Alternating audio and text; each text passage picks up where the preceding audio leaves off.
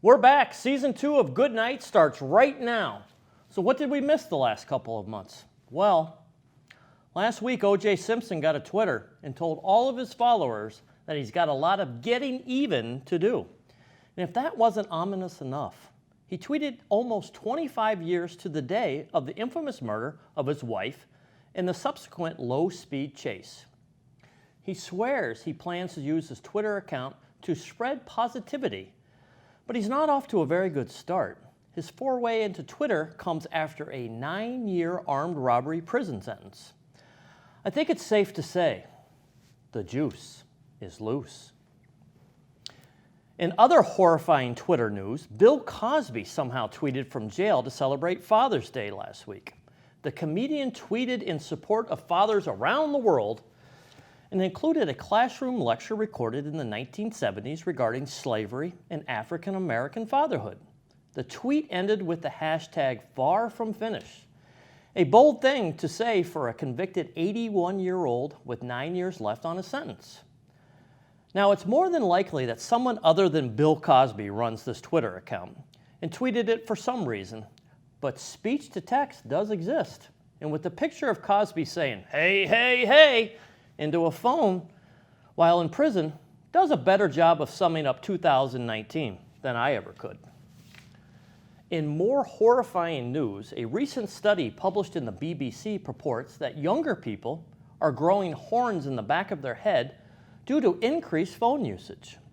While the scientists that conducted the study refute the term horns, many media outlets have rolled with it. And we will too, because it's a great mix of hilarious and terrifying. The study concludes that because young people spend more time than previous generations leaning forward to look at their phones, the added stress strengthens muscles behind the spine, resulting in a growth coming from the bottom of the skull.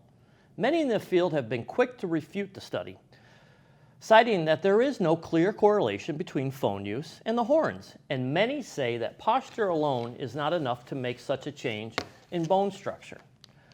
But to officially test it, we had some of our crew sit down and look at their phones for a couple days. Here's the result. Pretty spectacular stuff. They'll be stuck with those horns for the rest of their lives, but sometimes you have to think of the greater good.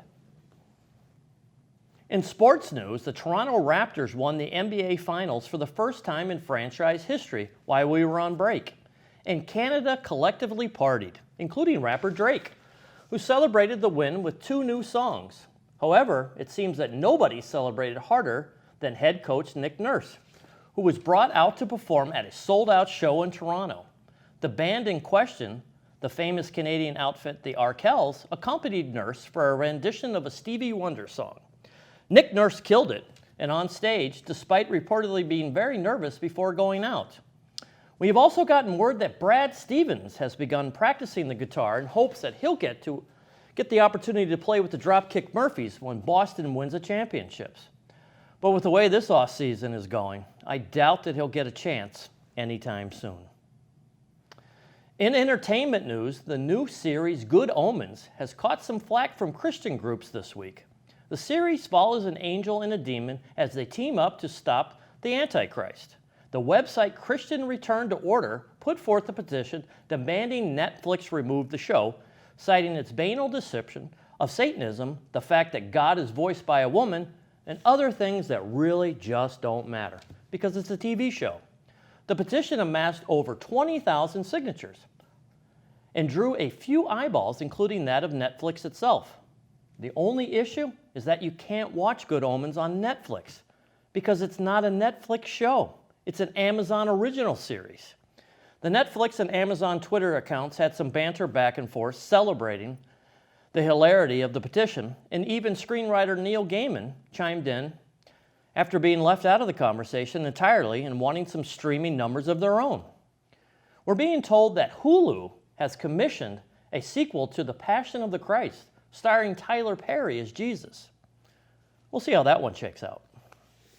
Marvel's tentpole film Avengers Endgame is still in theaters, and it currently sits at number 2 as the highest grossing film of all time, just $44 million shy of Avatar, which has sat at number 1 since 2009. Projection shows that Endgame will not be able to eclipse Avatar, but Disney CEO Kevin Feige has an idea for the final push. In a press tour for the new Spider-Man movie, Feige stated that Endgame is adding some deleted scenes at the end of the film. It's an interesting proposition, but I'm sure Marvel diehards have already bought their tickets, but with the film's 3-hour runtime, it might not be the push for everyone that they think it is. Regardless of whether or not Endgame reaches the #1 spot, it's really no skin off of Disney's back. With the recent acquisition of Fox, they now own 4 of the 5 highest-grossing films of all time, including Avatar. Thanos might be the Avengers' greatest enemy, but it seems he's got nothing on Mickey Mouse. And finally, in ridiculous news, Japanese transit officials have solved a mystery that left passengers stranded on routine commuter trains. In May, 30 trains stopped inadvertently due to an electrical malfunction. The electrical malfunction was later found to be a slug who crawled inside a fuse box. Unfortunately, this story does not have a happy ending.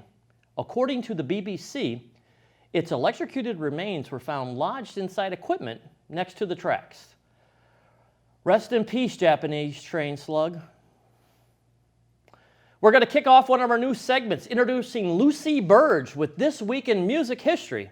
And when we come back, we'll have some more new stuff for you. Keep it locked here, right here on Good Night.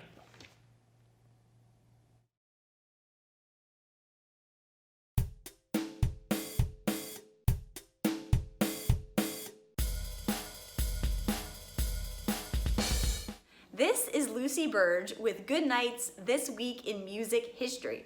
We begin this week in 1966 when the Rolling Stones kicked off their 5th North American tour right here in Massachusetts in Lynn at the Manning Bowl after holding a press conference announcement on a yacht in New York City. Where else would the Rolling Stones do that? In 1967, Procol Harum's hit A Whiter Shade of Pale entered the Billboard chart where it would peak at number 5. Awesome song, huge hit for them. In 1968, Elvis appeared on an NBC TV show that was promoted as his comeback special. He wore black leather and played a lot of his early hits. Then also this week in 1977, Elvis made his last ever live stage appearance when he appeared at the Market Square Arena in Indianapolis. He died a couple months after that. In 1974, Sonny and Cher got divorced after they were married for 10 years. And in 1975, Alice Cooper fell from the stage and broke 6 ribs during his Welcome to My Nightmare tour in Vancouver, Canada. And not great for him. In 1984, Prince released Purple Rain, his 6th studio album, of course. In 1994, Aerosmith became the first major band to let fans download a full new track free from the internet. Kind of a new thing back then. Also in 1994, the Beastie Boys were #1 on the US album chart with To the Five Boroughs. And our biggest thing to happen this week, arguably, in 2009, Michael Jackson died this week at the age of 50 after suffering heart failure at his home in Beverly Hills. This has been Lucy Burge with This Week in Music History. Be sure to follow me on Twitter and Instagram at Lucille Burge, at both of those.